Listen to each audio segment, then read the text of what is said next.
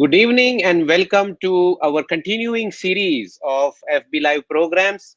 Over a period of last 1 week, we have been able to communicate with a lot of faculties around the world in this series of program during this pandemic and during the changing normal times that we have to face together. So, having said that, I'm Manish Samnani. I and my wife Malvika, we both run a center called Soch in Gurgaon, India. And the center is primarily a multidisciplinary setting for all kinds of developmental difficulties that any child can have across the lifespan, across the age span, from as young as a newborn to as old as an adult. And we are collaborating very closely with Faith Bangladesh, another pioneering organization in Bangladesh for the upliftment and services to children with developmental difficulties. Both Soch and Faith Bangladesh believe that we need to reach out to as many people as possible, which would be possible only through technology, through social media, through doing some kind of training programs that would be reaching out to them as well as empowering them. Faith Bangladesh, again, is a multidisciplinary setting. It caters to children having all multitude of developmental, academic, sensory, and other difficulties that come to them. And it's a wonderful feeling, wonderful experience to collaborate across the border, across two countries, where there might be we are culturally same, yet we might have our own cultural differences as well. We have been communicating about so many different aspects with our different faculties. We have been communicating about how children or how autism may not be a disability really. We have also communicated about how art and play therapy can be used for children, especially with parents, with professionals inside their home. So today, again, we are here with another very interesting topic. We are here and we take this opportunity to welcome Ali Golding. Ali is from London. She is a certified dance therapist. She's a researcher. She's a publisher. She's an academician. Her special interest is in movement and dance to help children in their development, to help children with special needs. Her area of interest also includes inclusivity, about how children can be included beyond the diversities that they have, how they can all be put together, brought in together with their strengths, and how we can use the movement sciences for these children. Welcome, Ali, and it is exciting to meet you after we had our a very big program in India and Bangladesh with you and four more faculties from different walks of life. We welcome you, and I would also request you to please let us know a little bit more about you, a little bit more about your journey of being a dance and movement scientist and the work that you do with children there in London. Sure. Thank you for inviting me. Yes, it was really lovely to be in India and in Bangladesh with yourselves and some of the colleagues that you've mentioned, who I believe have already spoken on this program. So it's nice that we've all come together again, and there's some positive things about this crisis that we're all in. So sharing information, sharing expertise is a great outcome, at least while we're all suffering this. So yes, thanks for the introduction. I'm a dance movement scientist. I also have a background as a professional dance choreographer and educator. So my expertise is both in creating movement and observing movement. And I'm very, very passionate about using a movement approach to support children's development. And that's quite broad. I have an early years specialism, and I also have a research specialism and practice with working with children with developmental difficulties, particularly those individuals with autism. So that's my background. I have a charity that I am director of called Movement Works. It's www.movementworks.org is the website, and the charity is all about supporting child development through a dance movement approach. Great, Ali, that was wonderful. And so to begin with, I would also like to tell the viewers that they can post live questions at any point of time for Ali, and we will try and discuss if there is any specific query. Viewers can also put in their questions in Bengali. There we have a good support, and we would be able to translate those questions and convey it to Ali in English. So you could put in English, you could put it in Bengali, and at any point of time, we would be able to take up those questions. Ali, we know that children and this pandemic are really restricted. They are not going to school, they are not going outside, they're not going to the playground, to the malls, to anywhere. And even if we want to, even if the parents want to give them movement within their household, it might be a little daunting task to make them move. Or they might have their classes online, they might have their, a lot of time being spent on the screen, which we always thought was something that was supposed to be avoided. Now we are the ones who are actually recommending, and so we are in a sort of dilemma. But however, how do we give movement to children? How do we motivate them for movement, for first of all, within the household? Yes, it's very good that you've signposted this and highlighted what seems to be a contradiction.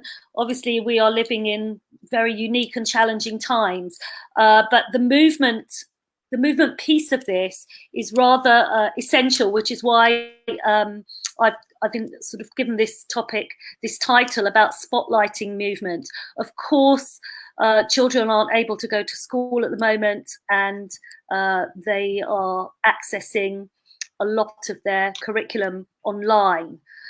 However, we know if we just take that particular scenario out for a second and look at the reality, even as adults, when we're sat in front of a computer, most of us, I mean, I'm the exception, perhaps you're the exception as well, Manish, because I know that you know most of your work is occupational therapy, and therefore you're working in a practice-based scenario. But a lot of people are in sedentary jobs and sedentary lifestyles anyway. And if we look at the way that adults behave in normal situations, even after about 40 minutes, the brain goes to sleep, much like a computer does. It turns off automatically, and we can only, and our brain believes, we're ready for sleep. And that's after a relatively short time span, we need to start moving in order to recalibrate. Obviously, with children, and particularly with younger children, that happens in a much shorter time frame. And so I think one of the things to highlight is that it's actually not reasonable. It's not reasonable to ask young children to sit opposite a screen and learn like that. Without moving. I mean, they're not even getting the benefit of sort of changing environments like you might do here in the UK in a secondary school, where children, when they change lessons, change location. I mean, not even in that scenario. So I think it's really important to have, first of all, in mind that whatever lesson, whatever learning outcomes, whatever topics, subjects that are being asked of them to engage with during the day, it needs to be a reasonable ask before the children need to get up and move. Now, get up and move in this particular scenario that we're in obviously has its challenges and complications, but there are many creative ways to start addressing that. And perhaps we can tease those out as we move through this conversation. But I think the first takeaway is it needs to be a reasonable ask, and it needs to be an age-appropriate ask for children. To be able to learn well, they need to be able to move. Yeah, I'm sure. I'm sure there's a huge connection, and from being from the occupational therapy side, would be the first person to appreciate the fact that we talk about a lot in our sensory integration about vestibular sensory systems, about systems that make a good connections. They are important for emotional health as well, not just about the physical health. It's not about the sedentary lifestyle only. It's also about the emotional getting stimulated by movement. So but within the household, Ali, if we are supposed to get some movement ideas, some kind of an options that parents can easily pick up and say, okay, this is something that I can do in within my household. Are there any ideas that you would have kind of tried with children in when they are in the household, or maybe parents have come up with their own sense of understanding from you and then incorporating it somehow within the household? Are there any Mm. bright ideas Yes, how to sure. do movement within home? Yeah. Yes, sure. First of all, I have to ask you though, because of the obviously, we're all going through this crisis, but culturally, the we our experiences might be quite different. So I recently did a talk for the United Arab Emirates, and their children aren't going out at all at the moment. I mean, they're in total lockdown, and they're not allowed outside. Is that the case for yourselves as well? There's no outside activity at all? No outside activity for children less than 10 years of age. Wow. Yeah. So that's not the case here. We are allowed to go outside. We're allowed to go outside in small group. And if we fortunate enough to have a private outside space, we can gather once again with small groups. So obviously that extends the possibilities here. If you are inside, however, obviously it's quite challenging, and one of the things that's quite challenging to think about in answering this question more specifically is the amount of space available, because obviously everybody's experiences are going to be quite different. As you know, and as I've mentioned, we have an organisation. I'm director of a charity called Movement Works, and we have been awarded some funding to produce some of our work online. We've just been trialling that for a couple of months, and then have now launched quite an extensive program, which is free to access. So I would encourage people to, if they want a lot of detail about ideas, and to be able to use that resource. I mean, one of the positive things that's come out of this is that we're able to extend our expertise worldwide at the moment, which is great. So I can talk about what we're offering, and I can talk maybe specifically as I delve into that, some of the ideas that maybe parents can try. So we're offering, first of all, when we've spoken about limited space, we're offering a number of different approaches which are have a foundation in yoga practice. Now, obviously, talking to a culture that's very, very familiar with yoga practice, I don't think I need to go into a great deal of detail about what that is, other than to highlight some of the massive benefits for this particular situation. The first being, of course, that generally speaking, yoga is done on a mat. So it can work for a full body engagement activity with very, very little space, which is a great thing in this current situation. The kind of yoga activities that we are including in our program are orientated towards some sensory enrichment in a full physical way. So it's one of the programs that we're offering is sensory yoga. So it's a particular approach that fosters and is orientated towards children with with special needs. But of course, in this current climate, all children are going to benefit from this, because all children need a sensory rich diet. So it's stimulating proprioception and vestibular senses, as you've already highlighted.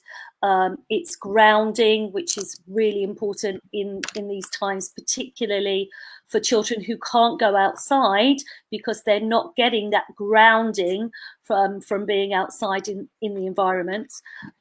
Breathing, which helps with their self-regulation, and it helps with their ability to be able to calm themselves and refocus themselves for learning. Interoceptive sense, so that's our sense of our experiences inside our body, and our kind of internal understanding of our relationship with our own body, and of course the external stimulus as well. So that's a very particular approach that we're offering. We're also offering a program which includes yoga with dance. Again, bearing in mind that space is limited, and the ability to kind of travel through space is very much restricted. But there's lots of activities that we can do that include a dance element, and of course, as you so rightly mentioned, the emotional health of all of us, not just our children, of all of us, is really important at this time. And to do something joyful and physically uplifting is spiritually uplifting is a very important thing too. And dance is fun, and there are lots of kind of fun elements and creative elements to that session that are equally beneficial and nicely balanced with all the outcomes that I've just spoken about from sensory yoga practice. And then we're also including a yoga practice for children combined with some storytelling elements. So again, supporting their emotional development, supporting their development with language and literacy progression, but also making it, which is one of the things that we advocate very much for as a charity, making learning embodied and including full body activity combined with that learning, which helps anchor it as well. So there's some of the yoga practices that we're offering, and I encourage people to come and experience those, and maybe you can try some of those out for yourselves. And then we're offering a number of specific dance approaches. One of which is developmental dance movement, which is the program that I designed as a dance science researcher. It's a program that's specific for early years development, from around about 2 up into 8 or 9, and again maybe extended for those children who have got developmental delays. It's a very specific approach that fosters, again, learning through movement, including dance and dance movement practices, so games and activities. And also, when we're thinking about movement, we have to also consider the development of not just gross motor movement, but fine motor movement as well. So all of those things are considered in that. Then we're offering for older children with developmental delays, autism movement therapy. Autism movement therapy is an approach designed by one of our colleagues who is sadly not with us anymore, and it's very specifically an approach which she called waking up the brain. So it's all about, which is where I came in when I was talking about computers and computers going to sleep. It's all about stimulating and waking up the brain and priming it for learning, but it includes some specific techniques that are specially considered for the neurological differences in the autistic brain. And that is suitable for children from around about, younger children can probably access it Many younger children will probably access it really well too, but it's specifically designed for children from about age 7 all the way up to adult. And the very important thing about this is that it's not just for the individuals or children with autism to access this work, but also it's designed to be a fun a session that can be joined in with equally for children who are neurotypical and for parents and carers as well. So the third thing that we should really highlight is, yes, physical development needs to be spotlighted. Yes, emotional support needs to be spotlighted, and also this social aspect that a lot of children are interacting. Our social interaction is very, very much restricted within our own family members. So we need to enhance that by doing some intentional socially interactive activities. Sure, that was great. I mean, it is very exciting to learn more about this combination of sensory and yoga and dance. So we have our first question coming in from Asghar Hussain, whose son Araf, who is 4 years old on the autism spectrum, and he cannot still converse or talk reciprocally, and may or may not be able to follow a lot of instructions as well.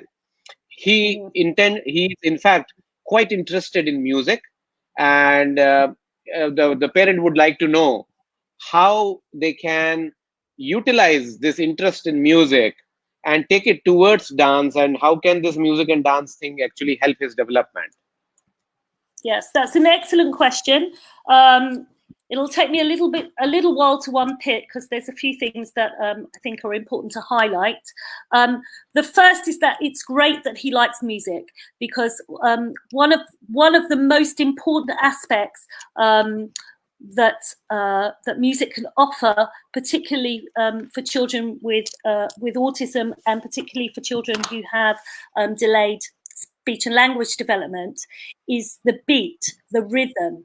Rhythm is very, very intertwined with our speech and language development.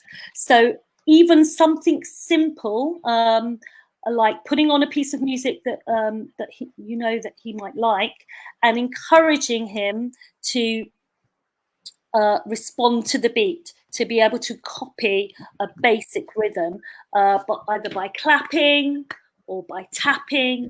And again, you can include a socially interactive piece, so you can do that together, opposite each other perhaps, and start by maybe clapping the beat, and then by tapping the beat, and then you could do it with your feet. You could do it with different parts of the body. That would be a baseline that I think would be very, very helpful to encourage, and therefore you reduce the need for any complex or detailed instruction. It's just a very simple copy me, and then once you're able to engage in that kind of interaction, then you can start to develop those rhythms. And once you start developing rhythms, and they can still be simple at first, once you start developing rhythms, and one of the things actually this relates to is one of the other sessions that we're offering as part of this online program, which we are calling Rhythm and Rhyme, because once you're able to follow a basic metronome rhythm, you can start to include some very simple nursery rhymes or poems, and that is again another way of engaging and supporting speech and language development without the need for detailed or complex instruction.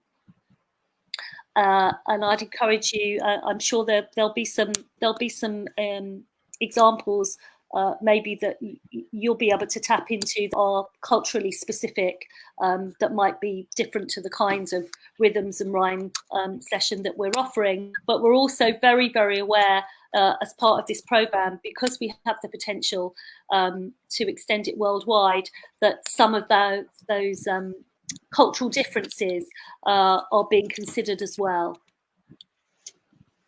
Okay, great. We have our second question from Shreya Bhardwaj, and she is asking about how can we facilitate self-regulation in young children using the movement-based therapies? Yes, good question. I think I've touched on some of it before. So, I mean, self-regulation can be approached in various different ways, but from a movement point of view, breathing is the seat of it, really. It's the foundation of it. So regulating our breathing, literally pausing. The pause is really important. So it's a pause through breath, it's movement and pausing, and really being drawn intentionally into the present moment. Also, what's particularly helpful is increasing an awareness of our physical body. So that can be done through movement practice. It can be done through enhancing the physical sensation of our body. So it can include tapping, stroking, adding some pressure, either with somebody else. So if you're there with your parents or your carers, you can have some nice pressure, and you can also use some props to do that too, such as blankets and cushions, etc. Sure, I'm sure. Yes, that's very interesting to know, actually, because we intend to do sensory in a very separate way, in a separate session. But it's really great and enlightening to know that it's not just about a sensory session. In fact, the sensory can be taken over and joined together with other things as well. So absolutely, yeah, sure. So we have another question from Shreya again, and Shreya is a professional uh, in special education and psychology who would like to know that if in your experience, if this is something that has come across to you, that if somebody is a wheelchair bound and is also the age group is an adolescent age group, which means it might be a little difficult to actually carry them in our lap and then make them move, which might be possible for a very young child who has movement based on neurological difficulty. But for an adolescent who is a little older and is also wheelchair bound, is there any way to use movement? Is there any way to make sure that the approaches that we are talking about can help this individual to develop his gross motor abilities? Yes, I love this question. I love this question because I think it's a whole area that's massively misunderstood. So movement, intentional movement, is very extremely important for brain activity. So, as you know, and as I've highlighted, my particular interest is about using movement to support cognitive development. Now, individuals, and this includes individuals of all ages who are non-ambulant, wheelchair bound, it's important for them to be able to move from a kind of physiotherapy point of view in order for their body to stay as strong and as responsive as possible. And there are lots of programs. I'm not sure, again, because of the cultural differences, I'm not sure about what's available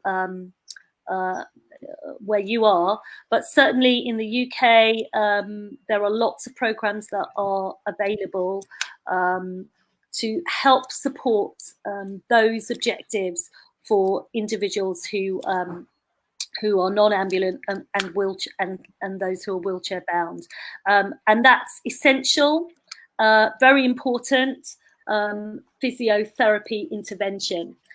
However, when you're considering this from a neurological point of view, there becomes a very important distinction that gets started to be highlighted, because it's one of the things that that we try and enhance an understanding of when we're working with groups and staff who are supporting children with the projects that we're doing.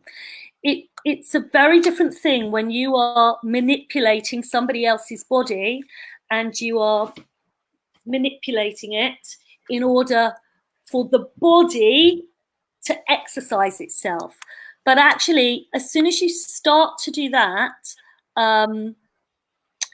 their brain activity becomes less involved in that experience. When you ask an individual to contribute their own original movement, that process starts to involve their own it starts to activate the brain in a different way. So then you're talking about the body-brain connection, and it's the body-brain connection that is important for that relationship to be enhanced between physical experience and cognitive development. So to give you a concrete example of this, I'm going to tell you a narrative of when I was at Harvard University presenting some research a couple of years ago. It's a big conference. It's the World Conference on Movement and Cognition. A very esteemed scientific committee, and the director of the conference shared this story, and I think this really highlights it very well. He was telling a story retrospectively about a conference where he was presenting. Can you still hear me? Because I've got yes, please. Yes, okay. Please go ahead. Yes. Oh, we are reconnecting. I can see a message saying we are reconnecting. We can hold on for a moment. Was presenting at a conference, and the neuroscientist, physicist Steve,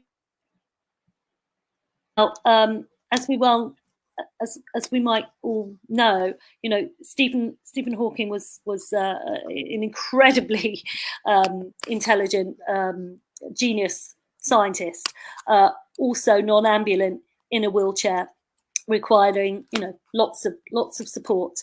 And so at the end of this particular presentation, the director is a doctor in brain rehabilitation with a specialism in neural development, neonatal development. So just out of respect, really, went up to Stephen Hawking at the end of the session and said, I hope you enjoyed what I had to say, and I apologise if any of what I said made you personally feel uncomfortable, because obviously he was talking about this body-brain connection and the importance of that brain activity. And Stephen Hawking replied to him by saying, "No, I completely agree with you. I play tennis every day." And obviously there was a long pause after that, because one didn't quite know how to answer him. And then he said, "In my mind." Yeah. Yeah. So there is a very big distinction between being manipulated for your kind of external and internal physical health, but actually having some intentional, original movement processing going on inside your brain, even though that connection might not physically manifest in movement, the brain activity is the same. Does that Yeah. Yeah. illustrate it? Yeah. Yeah. Yeah. Yeah. So the two things are necessary.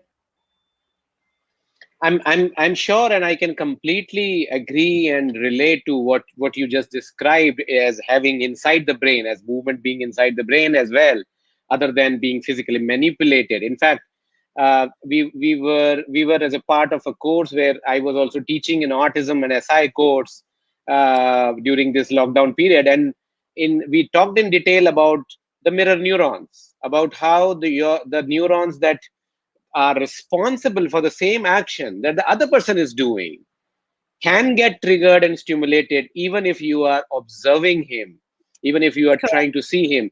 So I'm sure that when Stephen Hawking says that he plays tennis, he definitely means it, because he can still feel it, he can still do it within his brain. So That's that was a great explanation to explain something for for a person who apparently for anybody has a very physical disability. So to say that how would movement help him at all, or how would even he get movement inputs if he's wheelchair bound, or if he's not somebody who is up and about.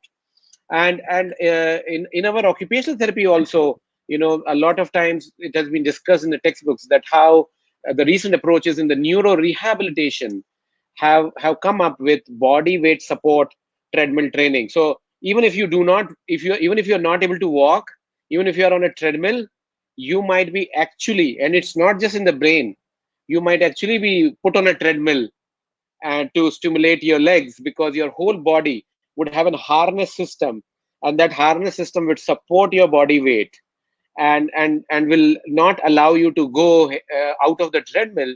So you might actually be running on a treadmill, or you might actually be feeling the movement in your legs, even if your upper body works, or even if the upper body does not work. It's all the mechanical supports that are given to you that will enable you to actually correct. get inputs, and which will also stimulate the motor programs which are already there. The motor programs are there, but this is rehabilitation. The person has actually lost something that he always had, which means he has a motor program, but it just needs a little more sensory stimulation to be triggered. So so uh, but coming from you and coming from that simplified version of it, it helps us understand those textbooks things even more, and even better. So Mm. And yes, dance please. Yes. has a very unique and important contribution to make here. There's a researcher based in the UK uh, whose work involves a lot of work involves this mirror neuron phenomenon, and she uses dance to explore it, because we know obviously dance by nature is involves complex movement patterns, probably the most complex movement patterns that exist in physical activity. And so it makes sense to explore from a scientific point of view the phenomenon of mirror neurons through dance. But also one of the things we know through that research is that people who have dance experience, so who have physicalized dance,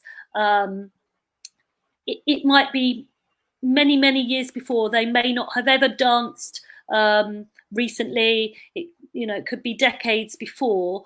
But when they watch dance activity as a spectator, as an audience member, once you have been through that process, you've had those experiences, you've practiced those complex movement patterns in whatever capacity you're able to, bearing in mind the last question, your brain activity, watching it, is the same as if you were doing it.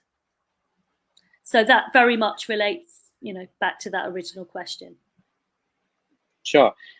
We have a question from a parent, Farman Parvez, who is asking, would it be possible to safely use a movement-based approach for a child who has a seizure disorder, including using a treadmill probably for movement? But I'm sure the question is also about, the question here is about whether movement can be safely used for children who have a seizure disorder. I think obviously on a case-by-case individual basis, you would have to follow your medical practitioner's advice. I can't answer on an individual basis. Obviously, what I can say is, as an organisation, as a charity, we work with a lot of groups and with children with particular difficulties, some of which do have seizures as part of their unique profile, and they still participate in various physical activities, which include dance and dance movement based activities. But obviously it needs to be in a very carefully managed environment, and it needs to follow that particular child's or individual's medical practitioner's advice. Sure. Ali, before the show, we were talking about a little bit about how the neuro aspect or the brain function as an aspect can be discussed a little in briefly. And I would love to do that from you, because there are a lot of professionals and psychologists also in the viewers. So if you could throw some light on what are the basic neuro concepts or basic neuro functions that are actually a part, or that are actually part of the whole mechanism through which there is a change while we use dance and movement. Yes. So basically, our brain, it sounds a really bold thing to say, but actually the reason that we have brains is in order to move. I would, if you're finding that sort of difficult to take in, anybody who's listening, I would suggest that you have a look at Daniel Woolpert's TED Talk. I think it's called "The Reason We Have Brains," and he describes that from an evolutionary point of view, that's the only reason that we have brains, because we need to move. And then for those of you who are interested, after this talk, once you've watched that, then you can have a look at my TED Talk as well, which is called "Why Movement Works for Learning." Why movement works for learning, and they're both about, like most TED Talks, they're about 20 minutes each. So basically, the whole of there's not one area in the brain that is movement focused.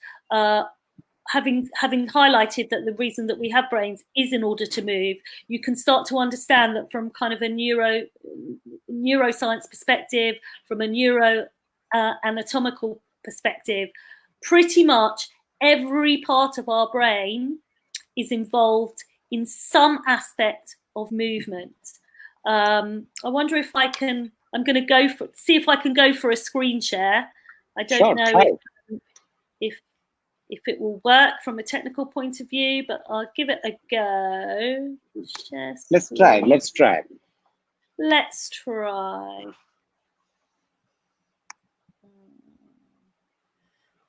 How's this? Is this working? Can you see that?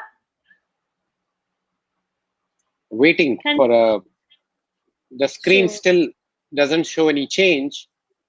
We haven't been able to receive any shared screen. We are not able to see a shared screen.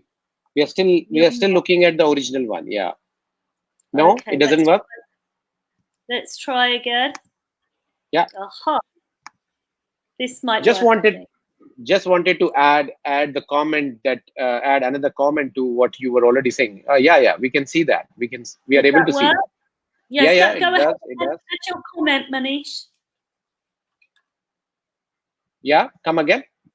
Yes, add your comment. You wanted to add a comment. Yes. So the comment was about how, like you said, the reason that we have brain, and I'm sure what also comes from the sensory integration kind of a perspective is that we have been studying about the other way around of studying why the brain is there for movement purposes, is that they actually did deprivation studies, that they subjected humans, or not really humans but animals, and they deprived them of movement. They kept them into a little bit of restricted mobility. Not just mobility, but also was about any other sensory input was very limited. And they have been studying this since many years now, from the psychology perspective, from the sensory integration perspective. And they all agree that if you do not get sensation, including movement, then your brain actually gets very disorganized, and the brain gets into a very withdrawn and hostile kind of an emotion.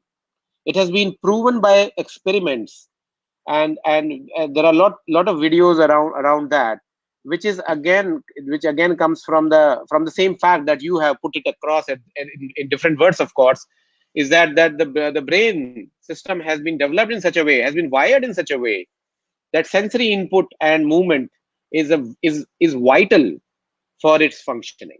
Absolutely. And that Yes, brings please. us back to, spotlighting all of this, in the context of this current pandemic, that it can so easily get ignored. And actually, we need this awareness more than ever, really. So let me attempt to screen share this again and see if this is going to work. So we can see the brain now. Oh, you can see the brain now. I was going to try Yes, and make it. yes. I was going to try and make it bigger because it's very small on my. It's No, it's great as far as my screen is concerned. It's perfect. Oh, It's good. perfect in size. Oh, Yeah. good. All right, excellent. So here at the base we have really what is the brain stem, our sort of more primitive brain, and from an evolutionary point of view, this is where we start. So this is the cerebellum, and the cerebellum is our kind of balance center, and obviously, in order to be able to kind of calibrate ourselves in the world, balance is essential. Then we move up to this blue area here. You can see the colours, obviously, to this blue area here, which is the occipital lobe. So this is our area responsible for vision. Sorry, I've got some noise coming from the background here, and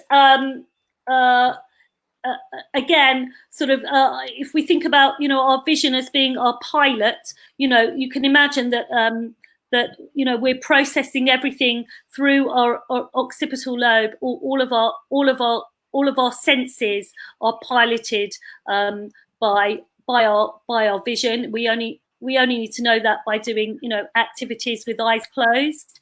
And that's another thing I think to highlight here when people are asking about strategies. Doing some self-regulation and physical activities once we close our eyes gives us some really interesting and more intense kind of sensory input as well, because we take that overarching kind of pilot away. Then kind of moving up, actually I'll go here first, into the temporal lobe. The temporal lobe is responsible largely for our auditory processing, but also inside there, and we've both referred to this through our discussion up till now, it's also the center for our vestibular feedback. So again, that's our way of kind of calibrating our own body to the environment as well. So of course, very, very involved in movement. In fact, the whole vestibular system exists through the inner ear, through these 3 semicircular canals that literally stimulate the little hairs inside them through particular movement planes. So and then moving up to the parietal lobe, of course, this is the area that we process sensory input, feedback and input. And here, where this little line is here, is what's known as the somatosensory cortex. Soma in the Greek means body. So it's the way that our body processes all of our sensory experiences, and not necessarily that surprisingly, as we move into the frontal lobe, and the frontal lobe is really where we carry out what's really termed as our executive function, our kind of more formal reasoning kind of thinking, our intellectual thinking, if you like. The very first cortex here is the motor cortex. So one might say that that's the movement part of the brain, but of course that would be disregarding all of this, which is also very much involved with movement. And you can see, literally you can see, this is why I'm so keen on sharing the neuroanatomy, because once you see it like this, you know, it makes it so concrete, you know, that here our whole frontal lobe, the area that is about our executive function, about our reasoning, about our intellect, has literally grown out of our sensory and motor experiences. Literally, our brain has grown from the way we move and the way we feel and relate to our body. One can't argue with that. Yeah. Thank you so much for a wonderful explanation of it. We have a question from Selina Sultana, and she has another question regarding the people who are physically have physical limitations and are on a wheelchair. So the aspect of social distancing that we say, and the aspect of movement therapy. She has raised 2 things in her question. That on one side, they are a little dependent on others as people. They are someone who are dependent on others, that others support, physical support, their support for self-care. And we are in a world where social distancing is being regarded as a new normal.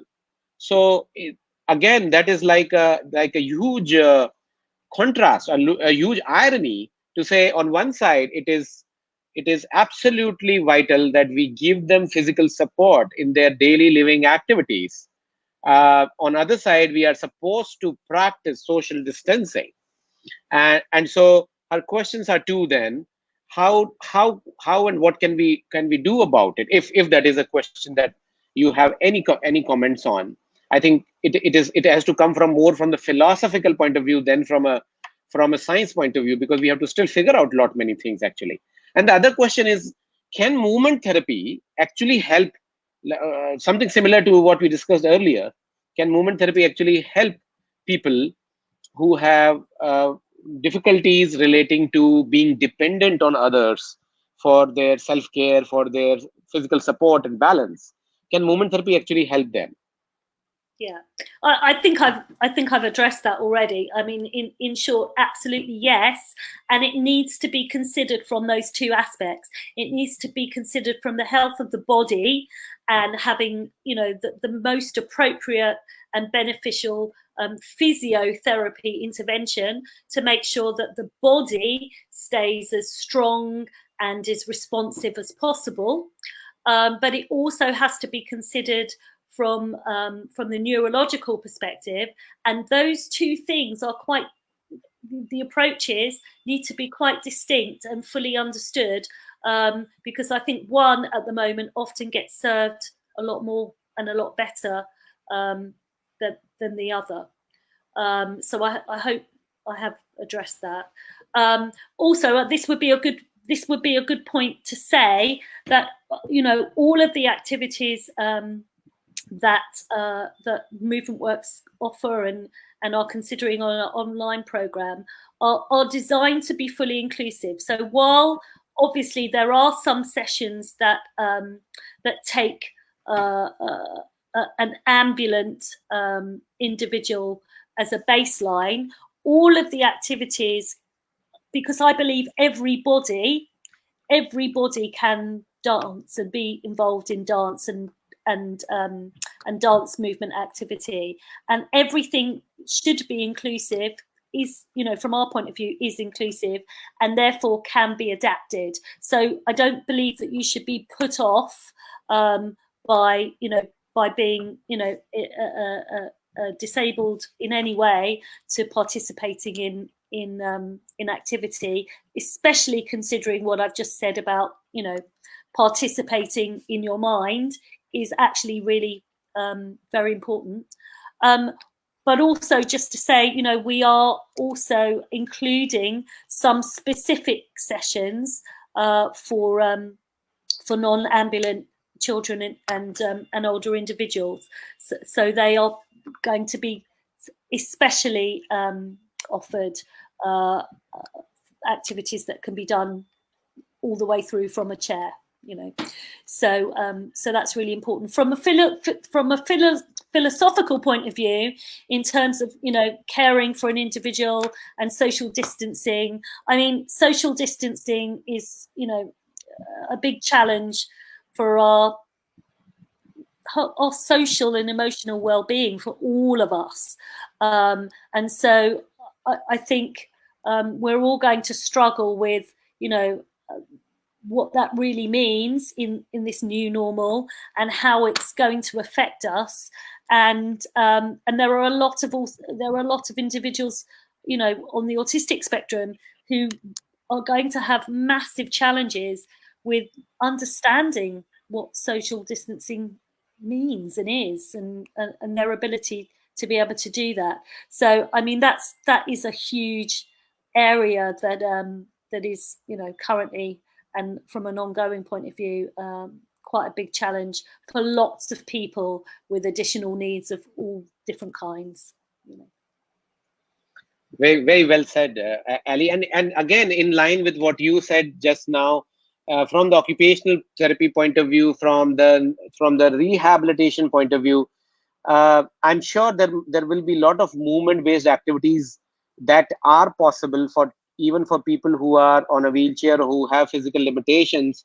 Even if we want to keep a physical distance and provide them movement based activities, I'm sure it's all about adaptations. It's a part of our core therapeutic work, that whenever there have been challenges, when we also have children and adults who have severe physical difficulties to move around, there have always been a lot of ideas around how can we incorporate so many things. So I'm sure if physical limitation is a challenge, the therapists like you, therapists from the dance and movement side, therapists from the occupational therapy domain side, therapists from dance and movement and art-based side, all therapists in a way do come together, and they bring in a lot of adaptations about how can we give movement to people who are still a little have difficulties. If we look at the kind of events or sports events that Paralympics have, or people who are wheelchair bound have, they have whole tournaments of sports or physical activities built around them. So I'm sure there will be a lot of programs that can be developed, like you have developed already, and in future also there will also be a lot of brainstorming by all the professionals to make sure that the children or people who have physical limitation will also have opportunities to move, even if they are physically at a distance from the person who is really trying to help them or provide them the movement. I'm sure there will be a lot of adaptations around it. A parent from Kolkata, Sumitra Paul Bakshi, has requested for the links that you had mentioned about a TED talk, about any other links relevant to the topic that we had just now. If those can be kind of put on the social media, at least on the page that we are broadcasting this live program from, at some point of time, maybe whenever you have a moment, you could send it to us, and then we will be able to give it provided on the link, or maybe you can yourself Sure, post it on sure. the FB Live. My TED talk is available. There's a direct link to it from the homepage of the website www.movementworks.org. So you can find the TED talk there. You can also find a short film there about the work that we do as well. So you can kind of get an overview. You'll see there are lots of individuals, children who are on the autistic spectrum, who are non-ambulant, who are in wheelchairs. So the full range of children with very varied and individuals with various different needs.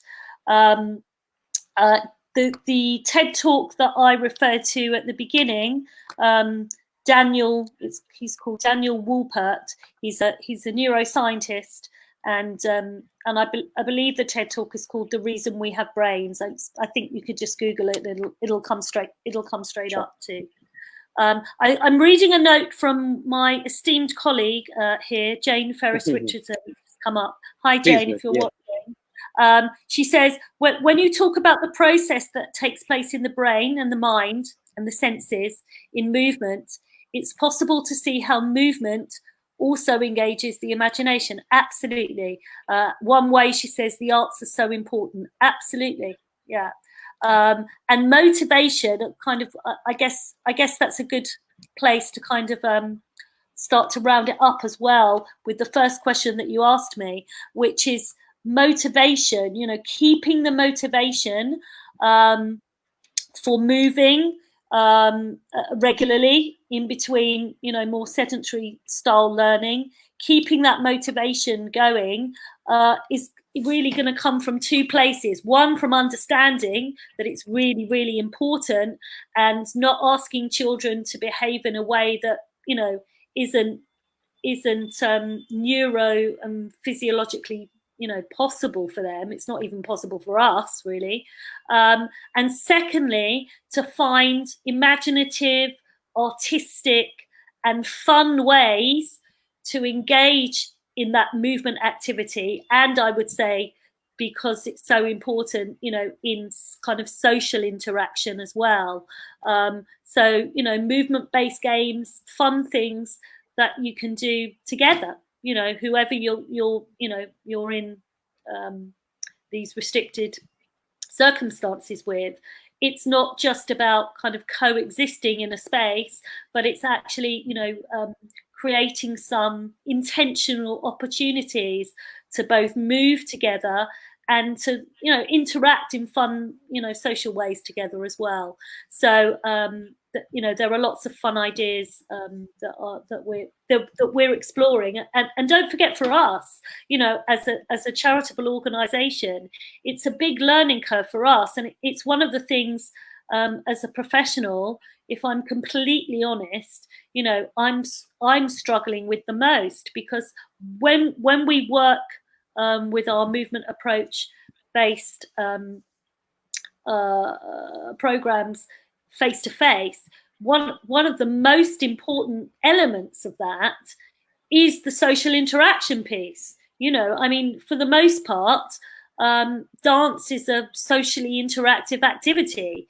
It's not something that you generally do on your own, unless you're developing vocational skill, elitist, to be an elite performer, and then you might spend hours in a studio on your own perfecting techniques, or like a pianist would, working with or a string player with their instrument. But generally speaking, dance is a we go out dancing with people. We don't, generally speaking, go and dance on our own in that way. And I'm very much missing, that essential element of the work, and trying to find interesting and creative ways to, have some meaningful interaction activities that we can encourage people to get involved with, whoever they're living with in these restrictive times. So I hope that has been communicated. And the other thing is, space. We're all in these, to a greater or lesser degree, limited spatial conditions, and one of the things that's impossible really to do at the moment, which as a dance person, as a movement person, exploring space and exploring how your body interacts with that space, again, has to be done in different ways right now. So thank you, Ali. We had around this much amount of time for today, and it was wonderful meeting you. For all the viewers here, I would again like to share that Faith Bangladesh has online consultations available. You can avail consultation for sensory issues. You can avail consultation for special education, speech and language. There are consultants on the board. There are therapists on board. And wherever you are in India, in Bangladesh, in any other Asian countries, you can directly go to the dashboard and book an appointment, and you would be able to receive services which are completely online. So having said that, thank you so much, Ali, and thank you from our Soch team. All the therapists here would have enjoyed watching you one more time in live. And from Faith's team, Mr. Mohammed Rafiqul, who is our manager from the technical training unit, Madam Nilofer Appa is the head of the Faith Bangladesh. We all would like to thank you, along with Mr. Aftabuddin, who is the head of the training unit at the Public Health Organization, ICDDR. We all would, on behalf of all of them, I would like to thank you, and would like to interact with you at any appropriate time, one more time, maybe more frequently on this topic. So it was great interacting with you, and see you sometime soon. Thank you. Have a good evening.